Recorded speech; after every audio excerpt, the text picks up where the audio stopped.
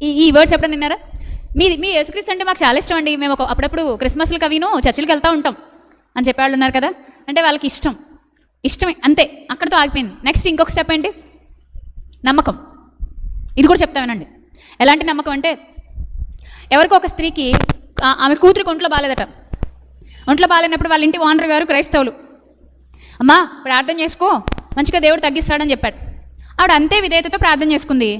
మర్నాటికి ఒక పక్క మందులు వేసుకుంటూనే దేవునికి ప్రార్థన చేసుకునేసరికి మొత్తానికి అమ్మో చేదాటిపోద్ది పరిస్థితి అనుకున్న సిచ్యువేషన్లో చాలా పరిష్కారం వచ్చింది. ఇప్పుడు ఆమె అంటుంది, నాకు యేసుప్రభు అంటే నమ్మకం అండి. ముందు కేసులో ఏం చెప్పారు? ఇష్టం అండి. రెండో కేసులో నమ్మకం. ఇక మూడోది యేసుక్రీస్తు అంటే మాకు విశ్వాసం అండి, ఆయన మీదే మా విశ్వాసం. ఈ మూడు కేటగిరీల వాళ్ళలో ఎవరు దేవుని రాజ్య సంబంధులు అవుతారు? ఎవరు రాజ్య సంబంధులు అవుతారు?